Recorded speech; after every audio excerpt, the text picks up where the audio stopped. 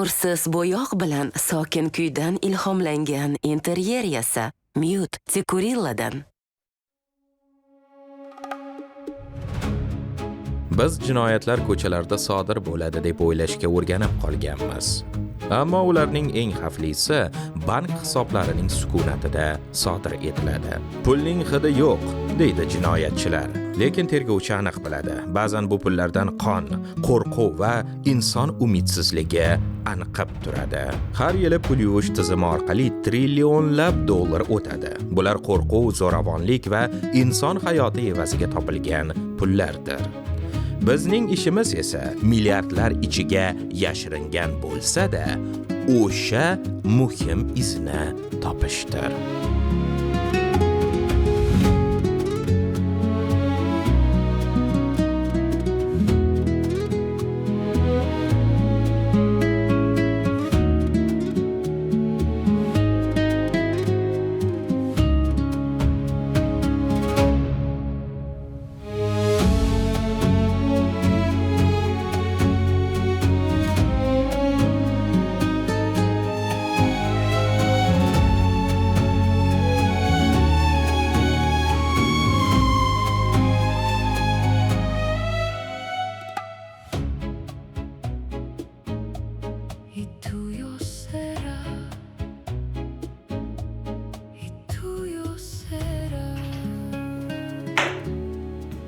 Ha, cho'tamisan?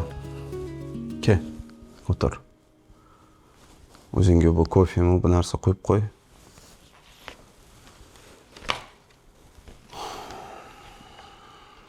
Tak, meni ismim Sa'dulla. Moliyaviy jinoyatlar bo'limidan tergovchiman. Bugun biz sen bilan hech qanaqa protokollisiz, qog'ozbozchiliksiz milliardlab dollarlar qanday qilib sxemalar labirintida yo'q bo'lib ketishini ko'rib chiqamiz. Hammasini tushuntirib beraman senga bugun. Ko'rgan bo'lsang, turli davlatlarda doim qandaydir juda qimmat kiyimlarni sotadigan butik mijozlari juda kam bo'lsa ham yillar mobaynida bemalol ishlayveradi. Yoki ba'zi joylarda birdaniga qurilish boshlanadi, lekin hech kim u yerda xonadonlarni xarid qilmasa ham qurilish to'xtamaydi. Ahamiyat berganmisan? Bu qandaydir biznes mo'jizasi emas. Katta ehtimol bilan bu joylarda kriminal orqali topilgan pullarni legallashtirgani harakat qilishyapti. Biz buni pul yuvish deb ataymiz. Va men bugun senga ushbu industriya qanday qilib Medellin podvollarida saqlangan pulli qoplardan boshlab sening ko'zingga ko'rinmaydigan va dunyoni boshqaradigan yashirin iqtisodiyotga aylangani haqida aytib beraman. Meni yaxshilab eshitib olgin. Chunki bu meni, seni, oilangni va hattoki sen taniydigan barcha odamlarning hayotiga ta'sir qiladi. BMT va MVF bahosi bo'yicha har yili dunyo yalpi ichki mahsulotining 2% dan 5% gacha yuvilgan pulga to'g'ri keladi. Bu degani jinoyatchilar kriminal orqali topilgan 800 milliarddan 2 trillion dollargacha pulni har yili qonuniylashtiradi. Agarda yer aholisi orasida biz bu pulni bo'lib olganimizda edi, har birimiz 100 dollardan olgan bo'lardik. Ammo bugungi dunyoda biz nafaqat bu pulni ko'rmaymiz. Ular hattoki bizga qarshi ishlaydi. Ya'ni hayotimizni qimmatlashtiradi. Uylar narxi oshadi va shifoxona bilan maktablarga kamroq byudjet ajratiladi. Bularni hammasida aybdor bo'lganlarning orasida o'zini mashhurlari mavjud, lekin bular bilan men seni tanishtirishimdan oldin pul o'zi nega yuvilishini men senga tushuntirib berishim kerak. Bu jarayon 3 ta qadamdan iborat. Birinchi qadam joylashtirish. Tasavvur qil, mafiyasan. Giyohvand moddalarni sotasan, odam savdosi bilan shug'ullanasan yoki masalan juda ham bitta katta boshliqsan-da, pul evaziga odamlarga qonunni buzgani yordam berasan. Korrupsionersan. Endi mana shu ishlarni qilganingdan keyin qo'lingda millionlab kir naqd pul bor. Endi evaziga borib Ferrari yoki uylarni sotib olaman desang darrov ko'zga tashlanib qolasan. Yoki bankka borib bularni bankka qo'yaman desang ham signalizatsiya ishlab ketadi pul ko'pligidan. Natijada uyingga darrov kelib taqillatishadi. Mana bu pullar qayerdan kelgan deb. Keyin nima deysan? Giyohvand modda sotganman, odam sotganman deysanmi? Yo'q albatta. Shuning uchun mana shunday kir naqd pulga ega odamning birinchi vazifasi iqtisodiyot tizimiga uni sezdirmasdan kiritish. Aks holda ularga qimmat narsalarni olib bo'lmaydi. Eng mashhur usullardan biri smurfing. Bir pochka odamlarni ishga olasanda, hammasiga pullaringni bo'lib berasan. Ular esa har xil banklarga borib, o'z nomidan bu pullarni sekin-sekin kiritishni boshlashadi. Maksimum $10,000 gacha. Ana shunda banklar savol bermaydi. Xuddi mayda qafaslar orasidan qum o'tib ketavergani kabi, kir pullar ham cheklovlardan o'tib ketaverishni boshlaydi. Buni bajaradigan odamlarni esa smurflar deb atashadi. Ikkinchi qadam, qatlamlash. Pullar endi tizimning ichida, lekin ulardan hali ham jinoyatning hidi kelib turibdi. Endi ularni adashtirib, aralashtirib tashlash kerak. Bo'ldi. Pullarni yanada mayda summalar bilan bir bankdan ikkinchi bankka o'tkazaverasan. Soxta firmaga tashlaysan, bajarilgan soxta ish uchun. Undan yana boshqa chet ellik offshore zonaga o'tkazasan, investitsiya qilasan. Pul dunyo bo'ylab sochilib ketadi. Maqsad shunaqa murakkab labirint yaratish kerakki, bitta ham tergovchi pulni qayerdan kelib chiqqanini topa olmasligi kerak. Bu rostdan ham bizning ishimizda eng qiyin narsalardan biri. 3-qadam, integratsiya. Nihoyat pul toziga o'xshashni boshlaydi. Chunki u giyohvand moddalarni sotishdan kelgan emas endi. Endi ular sen tarafingdan rasman ishlab topilganday ko'rinadi. Soxta cheklar va hujjatlar bilan buni bemalol isbotlab bera olasan. Shu paytdan boshlab ularni bemalol istalgan narsaga ishlatish mumkin bo'ladi. Hech kim hech nima demaydi. O'nlab uylarni olasan albatta. Natijada uylarning narxi oshadi. Millionlaring uchun umuman soliq to'lamaslikni yo'lini topasan. Natijada davlat byudjeti yetishmovchilikni sezib, shifoxona va maktablarga yetarli pul ajrata olmaydi. Sezyapsan? Tinchgina hech nimani bilmasdan kofe ichib o'tirganing bilan bir paytda buni hammasi butun dunyoda hozirning o'zida ro'y beryapti. Lekin birinchi bo'lib hammasi nimadan boshlanganiga yuzlansak. Kim deb mana shu pul yuvish tushunchasi o'zi paydo bo'ldi. Mana shuni aytib beraman. Tanish Al Capone. U haqida juda ham ko'p narsani eshitgansan. 1920-yillarda AQShda quruq qonun davrida alkogol sotib ko'tarilib ketgan. Shu bilan birgalikda fohishabozlik va qimor o'yinlarini tashkillashtirish ham uning bizneslariga kirar edi. Millionlab pul topardi. Lekin muammosi o'sha bo'lgan. Kir naqd pulni tozalash uchun u kir yuvadigan korxonalar tarmoqlarini sotib olishni boshlagan edi. Nega deb o'zingga savol berayotgan bo'lishing mumkin. Gap shundaki, bu biznes asosan tanga va mayda pul bilan ishlar edi. Hech kim kir yuvadigan korxonaga kuniga nechta odam kelib kir yuvganini tekshirib bera olmas edi. Capone esa biznes olib kelgan pulga o'zini ana shu kir pulini shunchaki qo'shib tashlab yurgan. Oy oxirida esa soliq deklaratsiyasida biznesimdan shunaqa kosmik summalarni ishlab topdim deb topshirib yuborar edi xolos. Va bo'ldi. Pullar darrov tozaga aylanardi.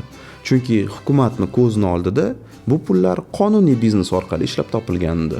Shu kir yuvish biznesi deb pul yuvish tushunchasi paydo bo'ldi deb aytishadi. Va kassa orqali ishlaydigan biznes pul yuvish uchun oltin standartga aylandi o'shandan beri. Al Capone o'ziga shunchalik ishonardiki, hattoki tergovchilarga ochiqchasiga "Men yuvish bilan shug'ullanaman" deb aytardi. Tasavvur qila olasan? Lekin shunga qaramay hikoyasi kulgili tugagan. O'zini sxemasida o'zi xatoga yo'l qo'ydi. Uni qotillik yoki alkogol sotgani uchun emas, oddiygina soliq to'lamagani uchun qamashgan. 1931-yilda Moliya vazirligi agentlari uning kir yuvish biznesidan topayotgan puli u yashayotgan hayot tarziga teng emasligini isbotlashgan xolos. Ipakli ko'ylaklar, zirhli limuzinlar, hashamatli uylar, uning rasmiy biznesi kir pulni qo'shganda ham buncha pul olib kelmas edi. Ahamiyat ber, Al Capone dushmanlarining o'qidan halok bo'lgani yo'q. U mutaxassislarga yutqazdi. Pul dunyosini undan yaxshi tushunadigan mutaxassislarga. 1931-yilda Al Caponeni qamab, Moliya vazirligi agentlari haqiqiy avtoritetlarga aylanishdi. Chunki iqtisodiyotni yaxshi tushunadigan odam hattoki eng xavfli jinoyatchilarni to'xtata olishini isbotlab berishdi. Bugungi dunyo esa 1000 marta murakkablashib ketdi. Endi ko'rinmaydigan narsalarni ko'ra olish uchun shunchaki hisoblash qobiliyati yetarli emas. Global bozorlarning tuzilishini, kapital harakatlanishini va katta pullarni psixologiyasini ham tushunish kerak. Senga iqtisodiyot dunyosiga kirishga TAFE universitetida yordam berishadi. U yerda o'qib, nafaqat amaliyotga har hafta qatnaysan, hattoki ikkita diplomni ham qo'lga kiritishing mumkin. Bittasi TAFEdan, ikkinchisi Malayziya Lincoln University College'dan. 2+2 va 4+0 formati bo'yicha bakalavrda yoki 1+1 magistraturada ikkita davlatda o'qisang bo'ladi. Iqtisodiyotdan tashqari soliq tizimi, moliya va buxgalteriya yo'nalishlari ham bor. Ular haqida video ostidagi havolani bosib bilib olsang bo'ladi keyinroq. Bo'pti, ishimizga qaytaylik. Al Caponeni voqeasi hamma pul yuvadiganlar uchun dars bo'lib qoldi. Agar tirik qolishni xohlashsa, kir yuvish biznesdan miqyosi bo'yicha ancha kattaroq tarmoq qurish kerak ekanligini tushunishdi. Va 50 yil o'tib pul yuvishni davlat siyosatiga aylantirgan odam sahnaga chiqdi. Pablo Escobar. Uni ismini hamma biladi. 1980-yil Kolumbiya, Medellin. Pablo Escobar Medellin kartelining rahbari. Dunyoni 80% kokain bozori uning qo'lida. Biznes unga 430 million dollar olib keladi haftasiga. Lekin Escobarda boshqalarda uchramagan bitta muammo bor edi. Pul o'ta ko'p bo'lgan. Shunchalik ko'p bo'lganki, pul pochkalarini o'rash uchun ishlatiladigan rezinkani o'ziga kartel bir oyda 2,5 ming dollar ishlatar edi. 80-yillarda bu.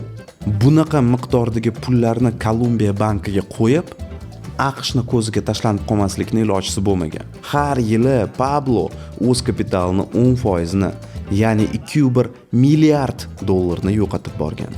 Sabab zax joyda yotgan pullar chirigan, mog'orlagan, qolgan qismini esa kalamushlar yeb ketar edi. Escobar ularni legallashtirish yo'lini izlagunicha milliardlar asta-sekin axlatga aylanishni boshlagan. Ana shunda Pablo bu pullarni beton va odamlarni sodiqligiga kiritishni qaror qiladi. Kambag'al aholi uchun butun bir rayon kokain puliga qurildi. Boshida 343 ta, keyin esa 2,5 mingta uy qurildi. Rayonga Barrio Pablo Escobar nomi berilgan. O'shanda u dunyoni ko'ziga saxovatpesha va katta xayriya qilayotgan kolumbiyalik Robin Gooddek ko'ringan. Lekin biz uchun bu pul yuvishning oddiy integratsiya sxemasi ekanligi aniq edi. U faqat o'zini o'ylagan aslida. Qara, hammasini yoyib beraman. Birinchi fakt. Escobar o'zini quruvchi kompaniyalarini o'zini rayonni qurish uchun ishga olgan. Hujjatlarda qurilish materiallarining narxini bemalol 5-10 marta ko'targan. Yoki masalan, hayotda aslida 200 ta odam haqiqatdan ishlagan bo'lsa, hujjatda 1000 ta mavjud bo'lmagan ishchilarga oylik berilgan. Kir pullar mana shu ultra baland narxli qurilishga ishlatilgan, naqd ko'rinishda. Keyin o'zining qurilish kompaniyalaridan toza qonuniy daromad sifatida mana shu pullarni chiqarib olgan. Bir cho'ntagidan chiqarib, ikkinchisiga solib qo'ygan. Qurilish uchun rostdan ham ketgan pullar esa shunchaki mana shu legallashtirish uchun bir komissiya desak bo'ladi. Ikkinchi fakt. Bepul uy olgan minglab kambag'allar unga sodiq bo'lib qoldi. Agarda masalan politsiya rayonga kirib kelishni boshlasa, odamlar ularga yo'l to'sib, Escobarni odamlarni darrov ogohlantirishgan. Natijada Pabloni giyohvand biznesi tinmasdan ishlavergan, chunki uni butun rayon himoyalab turgan. Uchinchi fakt. Siyosiy kapital. Mana shu katta xayriya deb Escobar 1982-yilda Kolumbiya kongressiga kiritildi va siyosiy immunitetga ega bo'ldi. Unda hattoki Kolumbiya prezidenti bo'lish niyati ham bor edi. Lekin qo'lga tutildi baribir. Bolalari bilan bizdan bekinib o'tirganda isinish uchun hattoki pullarni yoqishni ham boshlagan deb aytishadi. Xullas, Escobar xalq qahramoni rolini o'ynayotgani bilan bir paytda Kali shahridagi uning asosiy raqobatchilari Pabloni sxemasiga nisbatan ko'zga tashlanmaydigan va ancha samaraliroq bir tizimni o'ylab topishgan edi. Pablo xuddi portlashga o'xshar edi. Uni ignor qilish imkoniyati umuman bo'lmagan. Amana Kali kartelini boshqaruvchilari esa boshqa gap. Ular xuddi sezilmaydigan zaharga o'xshab ish yuritishgan. Tanishinglar, Rodriguez Orejuela aka-ukalari. Ko'chalarda bularni shaxmatistlar deb nomlashardi, chunki bu bolalar o'z qadamlarini kelasi yillargacha o'ylab qo'yishgan. Pullarni yer tagiga qazib qo'yishning o'rniga ularni odamlarning hayot tarzini ichiga bekitish kerak deb hisoblashgan. Shu fikr bilan ular o'z shedevrini yaratishdi. Drogas La Rebaya dorixonalari. 1990-yilda Drogas La Rebayani 28 ta shaharda 450 ta tochkasi bo'lgan. U yerda 4200 ta xodim ishlar edi. Pul yuvish uchun bu ideal biznes bo'lgan. Chunki har kuni minglab odamlar naqd pulga dori-pori, vitamin, bint va paxtalarni sotib olishardi. Ularning orasida kir pullarni bekitish arzimagan gap. Sxema quyidagicha ishlagan. Birinchi bosqich. Rodriguez Arihuela aka-ukalardan bittasi Gvatemalaning Banco de los Trabajadores bankining raislaridan biri bo'lib oldi. Albatta pul orqali.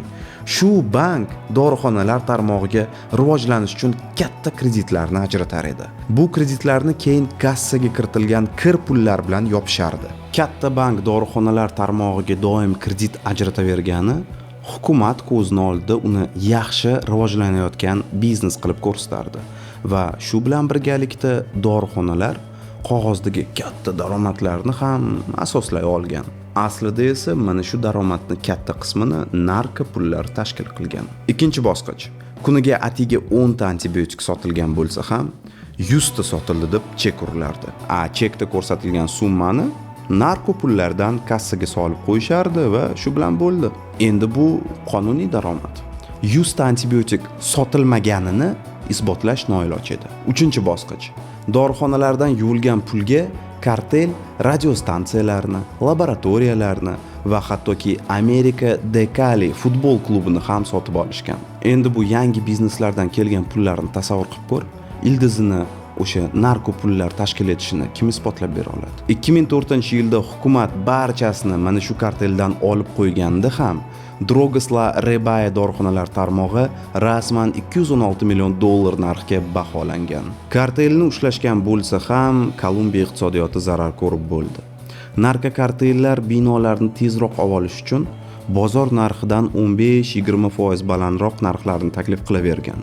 Bozor esa narxlarni ko'taravergan. Natijada narkobaronlar Medellin va Cali shaharlarida ko'chmas mulk bozorini qimmatlashtirib yuborgani uchun oddiy xalq uy ololmaydigan bo'lib qolgan. Endi bu hammasi o'tgan asrda bo'lgan gap aslida. Bugungi kunda esa kir pullarni London, Parij va Dubaydagi qimmat kiyim butiklarida berkitishni ham o'rganib olishgan. Nega jinoyatchilar pullarni aynan qimmat butiklarda bekitishadi bilasam?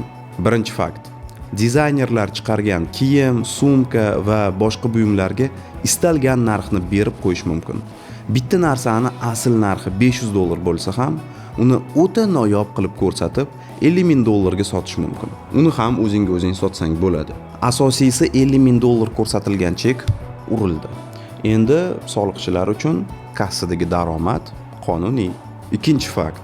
Bunaqa qimmat do'konlarga juda kam odam kiradi va bu normal holat.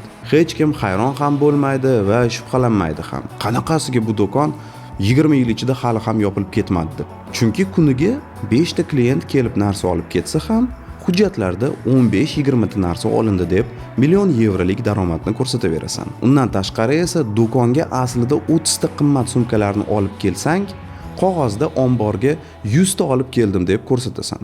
Va har kuni bir nechta mavjud bo'lmagan sumkalarni mavjud bo'lmagan xaridorlarga sotasan. Va hammasi qog'ozda yashaydi. Hayotda esa faqat yuvilgan pul qoladi. Mana senga yana bitta case. Tanish. Zamira Gajiyeva. 2018-yilda uning voqeasi dunyoni hayratda qoldirdi. Uning eri Ozarbayjon xalqaro bankining raisi bo'lgan. Zamira erining bankka chiqarib bergan 35 ta kredit kartalari orqali 10 yil mobaynida 16 million funt sterlingni qimmatbaho buyumlarga ishlatib yuborgan. Bu kreditlar keyin qanaqa qilib yopilgan bilasam? Virgin orollarida soxta kompaniya ochilardi. Offshore zonalarda bunday qilish mumkin. Bank mana shu firmaga, masalan, zavod qurilishi uchun investitsiya berardi. Gajiyev ruxsat berardi bu narsaga. Firma esa bu pullarni o'z hisobidan keyin Gajiyevlarning shaxsiy hisoblariga o'tkazib berardi. Bu pullarni keyin kreditlarni yopish uchun oila ishlatishni boshlagan. Natija Gajiyevlarni bank oldida qarzi yo'q Faqatgina Virjiniya orolidagi soxta firma bank bergan investitsiyani oqlab bera olmay qaytarib bermagan. Shunaqa turli yo'llar bilan ular butun dunyoda millionlar bilan baholanadigan mulkni va hattoki samolyotni sotib olishgan. Janob Gajiyevning rasmiy oyligi o'sha paytda yiliga $70,000 bo'lgan xolos. 2016-yilda qamashgan Bratni. Bugungi kunda Buyuk Britaniyada istalgan odam boyligini kelib chiqishni hukumat oldida isbotlash kerak bo'lib qoldi. Aytgancha, Louis Vuitton brendini bilasam, ana o'sha bir marta pul yuvish bo'yicha qonunni buzgani uchun €500,000 to'lagan. 2026-yilda Bei Wang degan xitoylik ayol Niderland davlatida jami €2 million ga Louis Vuitton sumkalarini har xil filiallarda turli ismlarni ishlatib sotib olgan. Kir naqd pul bilan to'lagan barchasini. Keyin shu sumkalarni Xitoyga oddiy qutilarda yuborib sotgan. Albatta bundan keyin topilgan pullarni toza pul deb hisoblash mumkin edi. Lekin bu sxemani tergovchilar aniqlab bo'lgandan so'ng Bei Wangni darrov qo'lga olib, Louis Vuittonga €500,000 shtraf urdirishgan. Pul yuvish bo'yicha qonunni buzishgani uchun. O'zini qo'li bilan bo'lmasa ham. O'zi sumka kabi jismoniy buyumlar bugungi dunyoda pul yuvish uchun juda ham sekin usul deb hisoblanadi. Undan ancha tez usullar ham bor. Masalan, 2010-yilda rossiyalik Landromat degan sxema paydo bo'lgan. U orqali Rossiyadan $80 milliard gacha pul olib chiqib ketilgan. Mexanika quyidagi edi. Birinchi qadam: ikkita britaniyalik soxta kompaniya ochiladi. A kompaniyasi B kompaniyasiga $500 million qarz beradi. Aslida esa hech qanday pul o'tkazilmaydi. Barchasi qog'ozda. Ikkinchi qadam: rossiyalik bitta soxta kompaniya o'rtada kafolatchi bo'lib turib beradi. Britaniyalik kompaniya vaqtida qarzni qaytarmasa, rossiyalik kompaniya uni o'rniga qarzni yopib berish kerak bo'ladi. Kompaniyani direktori sifatida esa Moldova fuqarosi qo'yiladi. Uchinchi qadam: vaqt kelib, qarz yopilmaganda A kompaniyasi sudga beradi. O'rtakash rossiyalik firmaning direktori moldovalik bo'lgani uchun sud ham uni ona davlatida o'tadi. 4-qadam: Moldovani sotib olingan sudyalari rossiyalik kompaniya pulni o'zi qaytarsin deb qaror chiqarib beradi. Bu sxemada jami 15 ta sudya ishtirok etgan. 5-qadam: sudning qarori asosida rossiyalik kompaniya Moldovadagi Moldintkon bankka pulni chiqarib yuboradi. U pul esa juda ham kir. Lekin sudning qarori deb ularni kelib chiqishni hech kim tekshirmaydi. Moldovadagi bankdan bu pullar keyin Latviyaga, ya'ni Yevropadagi bankka ketar edi. Endi bu pullar toza va bemalol ishlatilishi mumkin, chunki qonun tomonidan undirilgan. Mana shu sxema orqali jami 96 ta bankdan kir pullarni o'tkazishgan u yoqqa bu yoqqa va hech kim g'ing demagan. Chunki jinoyatchilarning qo'lida sud qarori bo'lgan. Sxema aniqlanganda banklarni litsenziyasini olib qo'yishdi, odamlar qamaldi. Lekin pul yuvish sxemalarini o'zi murakkablashib, raqamli holatga o'tib ketdi xolos. Hattoki onlayn o'yinlar ham ishga tushirildi. Nima? Bilmadingmi? Counter-Strike yoki Fortnite o'ynayotganingda u orqali pul yuvilishini hattoki tasavvur qilmagan bo'lsang kerak-a? Counter-Strike'da bokslarni ochish uchun kaltlar kerak. To'g'rimi? Ichidan keyin har xil skinlar chiqib keladi. Ana shu kalitlarni oddiy odamlardan sotib olish uchun kir naqd pul ishlatilgan. Juda ko'p kalitlar haqida gap ketyapti. Keyin minglab fake akkauntlar bir-biriga mana shu kalit va skinlarni sovg'a qilavergan aylantirib. Maqsad kuzatib bo'lmas minglab tranzaksiyalardan iborat labirintni yasab chiqish. Oxir-oqibat turli saytlarda mana shu kalit va skinlar oddiy odamlarga ancha past narxda sotilgan. Pul jinoyatchilarning hisobiga tushgan.